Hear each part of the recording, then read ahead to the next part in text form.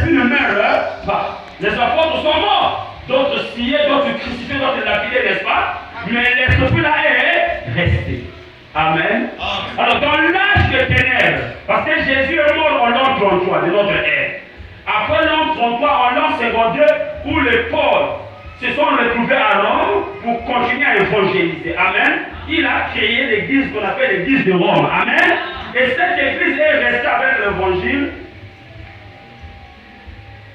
L'esprit antichrist là, qui combattait les apôtres, dans cet âge de ténèbres, de l'an secondaire jusqu'à l'an 326, cet esprit-là est devenu un faux prophète. Écoutez quelque chose.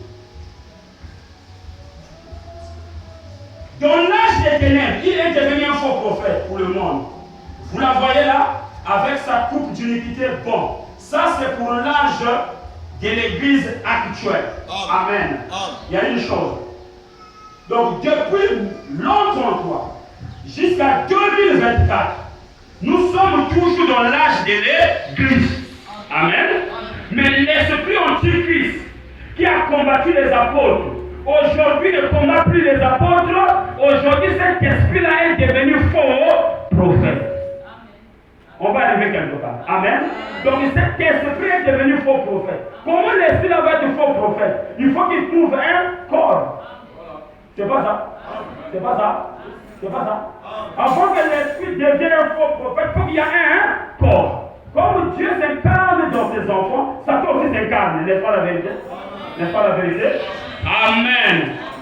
Maintenant il dit quoi? Mais dans l'âge qui vient après que l'église entre à la maison, il devient une bête. Il devient le diable incarné, le dragon rouge lui-même. Là, je vais rentrer dans l'Apocalypse. Donc maintenant, dans l'âge que nous sommes, c'est un faux prophète. Donc le même esprit qui a tué Jésus, qui a tué les apôtres, aujourd'hui a trouvé un corps et rentré, ça devient quoi? Faux prophète. Et comment cet esprit a trouvé un corps? C'était par l'aide d'un empereur qu'on appelle Constantin. Amen. Cet empereur qui s'appelait Constantin, il a fait quoi? Au moment de son règne, il a demandé l'aide aux chrétiens. Je vous l'avais déjà dit. Quand les chrétiens ont été en priant pour lui, il a remporté la bataille. Alors il a dit, ce n'est pas la peine que je vous laisse la liberté des religions, mais je préfère comme ça, qu'on s'unit, l'église et l'État, on s'unit et puis on fabrique quoi? Une église universelle.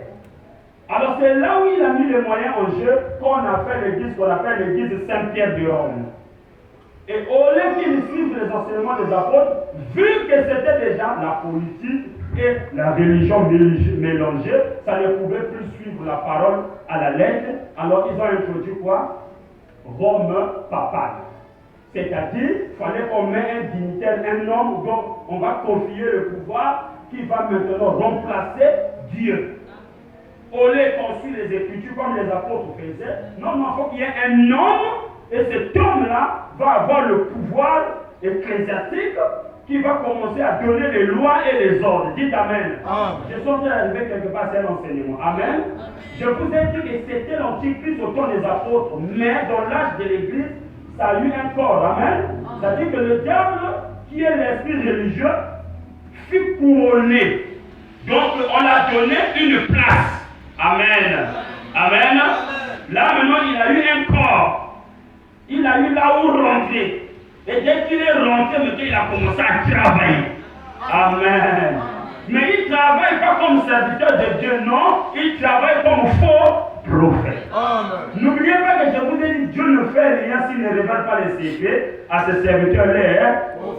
As-tu tout compris? Comme le Seigneur.